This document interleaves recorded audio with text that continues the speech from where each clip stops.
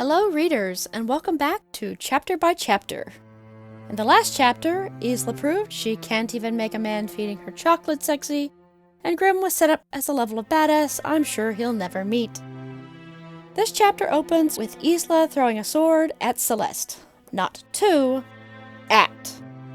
Strong friendship they have going. But it's okay. Celeste uses starling telekinesis to catch it.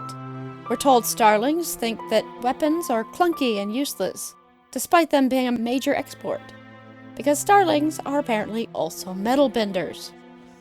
These people have power sets pulled from a hat. Anyway, because starlings can move energy, they don't need chunks of iron to fight with. They can wound people from across the room. A war with all these over-the-top powers flying around would be absolutely wild. Good thing, it's never going to happen. Isla assumes that Grimm's instructions to get a sword means his demonstration is duel. Why a duel? No idea. But I give good odds that she's right. As a note, she sneaks these two swords into the castle Wonder Woman style. Two of them. Down the back of her gauzy, partly see-through dress. Sweetie, Diana, you are not. But on that subject, why? If each of the rulers is expected to give a demonstration, but not allowed to bring anything but some clothes, shouldn't what they need be provided? Especially if they have no idea what the other rulers may do? If Grimm is giving a duel demonstration, shouldn't all the rulers be provided with a weapon of their choice? Even if it's only day of and they have a selection laid out? There's no reason Isla needs to sneak in swords. Haven't y'all done this a few times before? You'd think the kinks would be smoothed out by now. Do y'all need an event planner? Also, where the hell did she even get these? Did she steal them with her magic sneaking powers? Did she bounce home with the star stick? Did she buy them? That seems like it's going to be noticed and questioned. Celeste asks how Isla knows that it's going to be a duel, and she admits it came from Grimm. Celeste gave her a look. Really, Isla? She didn't need to say anything else. Grimm was bad news. Dangerous. Untrustworthy. I know. But I got this information, didn't I? Don't you think he could be useful? Celeste shook her head firmly. No, Isla. I think, if anything, he'll use you. Us. Was that what their trip to the Agora had been? Just strategy by the wicked Nightshade ruler? Of course it was. It would be foolish to believe anything else. Isla started to wonder if Grimm's heads up was even accurate. Maybe it wasn't a duel, or any type of demonstration involving a sword. He was just going to try and fool her into thinking so. Okay, I'm not gonna knock Aster here. The way she is trying to write this story is hard. It has to be written in such a way that both the reread and the first-time read are logical. And she's only doing sorta okay. She did mention Celeste sounds older than her years, which is the totality of the foreshadowing in this chapter. Isla comes off as dangerously naive here. Celeste even condescendingly calls her so. But the romance genre is chock full of women who would definitely end up on missing posters in reality. From a story standpoint, a larger problem is how painfully clunky her heel face turn is. Celeste was right. Grimm was a distraction. She wouldn't be the fool who fell for his tricks, especially when her own mother had died because of her affections towards a man. Especially when she made it her mission to prove she was more than the temptress her guardians had trained her to be. Once again, ew. Seriously, just a few years older, it would have helped so much. Bonus points for starting 2 consecutive sentences with the same word. What is an editor? And Disney Mom didn't die for love. She died because of the curses. This is like someone tapped her on the shoulder and reminded her she's supposed to be a strong, independent woman who needs no man. There's no introspection, no curiosity. Just a page ago, she had no issue with the man seeing her naked and trusted him immediately about his hint. She should be asking herself why, but nary a brain cell was consulted. This is an excellent moment for Aster to drop some foreshadowing, and it just passes her by. The first step in Terra and Poppy's elaborate plan was to seduce the king, steal his power by making him fall in love with her. Without this first step, the rest of the strategy was useless. Isla was willing to do many things to save her realm, but that wasn't one of them. Okay. Alright, I think this is the first time it's said directly that Terra and Poppy's plan is for Isla to seduce Oro. Isla, who is 19 and has been raised in almost complete isolation, is supposed to seduce Oro, a man who is well over 500 years old, been king for God only knows how long, and is aware to the point of paranoia that falling in love means sharing his immense power. Oro has probably had hundreds of women and men try this very thing. Oro, who knows that falling in love with a wildling means she's going to eat him, and do it in just 100 days. This plan is so juvenile and naive to the point of being asinine. Poppy and Terra are old enough to have fought in the war with Nightshade. With 500 years to plan, this is the best they could come up with? If this was Isla's plan, it would still be stupid. But I get it. She's sheltered and has little experience with real people, much less other rulers. I get that Aster needed a plan for Isla to object to. Wildlings are succubus, nature hippies. But she's not like other girls. She wants to be good and pure. On a more meta level, the fact that Aster felt no need to give a step 2 shows that she never really thought about it much herself, because she would never have to get to step 2. The plan was dead on arrival, both for the author and the character. Instead, we are going to put all our eggs in a different basket as the girls finally reveal their master plan. The Bondbreaker. That was their plan. In a room full of manuscripts taken from Lightlark, Celeste had discovered a text speaking of an enchanted relic. A giant needle with 2 sharpened points on each side that could break any bond that imprisoned a person and their family line, including curses. First, enjoy the nice breeze as the opportunity for foreshadowing sails past yet again. Second, and not the most important thing here, but I think she means ends, not sides. Because needles are cylinders, they don't really have sides.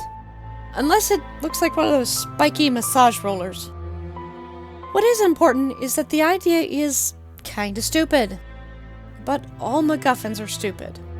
And in the end, that is all the Bondbreaker is.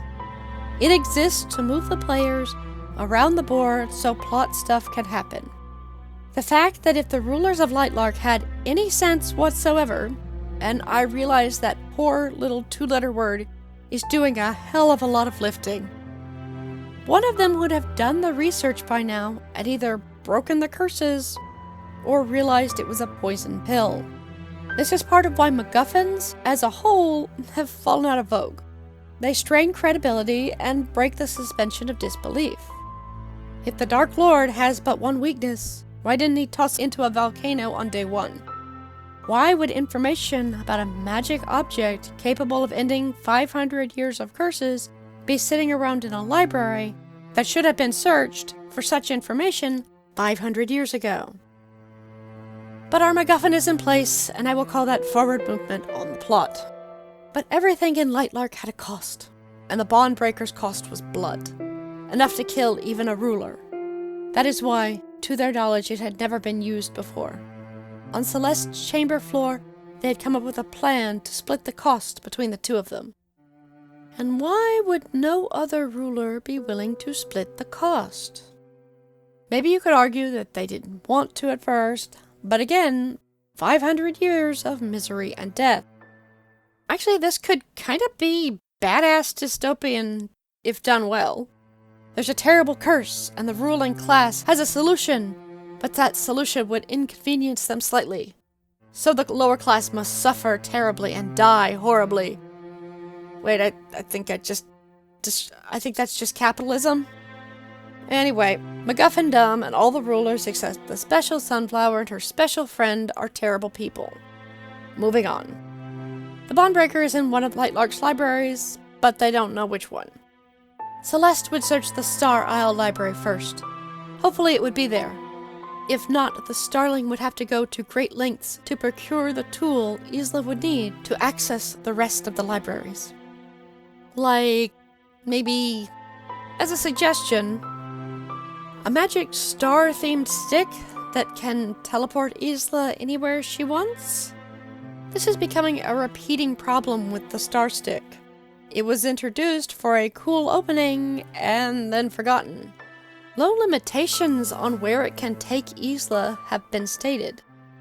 And with Isla being prisoner in her own realm and largely unknown to the outside world, and her professed skills at sneaking, they should have easily been able to search all the libraries by now. But that would steal the tension of needing to find the MacGuffin. So the plan is to disguise herself and sneak into the libraries, which requires dyeing her hair. I guess Sunlings are all blondes? And the only ones allowed in the Sunling library? Why is this society so segregated?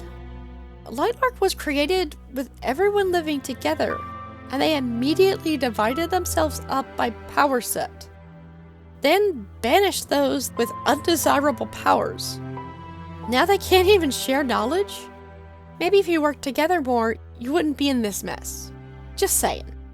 We also learned that Isla likes to read and loves books. Because writers are readers, and it is an easy trait to give a character to make them sympathetic. Especially when those books are being used by her prison guard Tara as a tool of manipulation, only allowing her access to the library that, as the ruler, Isla owned when she didn't complain about her training or did well, never allowing her to keep more than one book at a time. Isla can make her hair blonde with a wildling potion, the ingredients for which she stole out of Poppy's room. Special Sunflower is back to being good at sneaking, because this isn't being played for laughs. She sneaks out of the castle and back to the Agora, and seems surprised that an island inhabited mostly by people cursed not to go out in daylight has a bit of a night scene. Using the back alleys as not to be seen, because Lightlark apparently has very clean alleyways where nothing illicit happens after dark, she makes her way back to the tailor's shop. When she was sure there was no other way inside, she got on her knees and pulled out her pins. On one trip to the Skyling Newland with her star stick, she had trailed a group of thieves, curious. As she watched from the shadows, they used pens and curved needles to work their way into a lock. Again, that silly magic item that can take her anywhere, but can't be used to get her into the libraries, or to the other side of a locked door. For reasons. Also, she learned to pick locks by watching some thieves once. Thieves so bad at being thieves, they didn't notice they were being tailed. And I thought Skylings controlled air. Wouldn't it be easier to pop the lock with a blast of air instead of lockpicks? She succeeds in breaking and entering and grabs some clothes in the colors of the other realms. I was afraid I'd get another list, but she only does Moonling and Skyling. Gold. There was no gold. Come to think of it, she didn't remember seeing the color in the store during her appointment.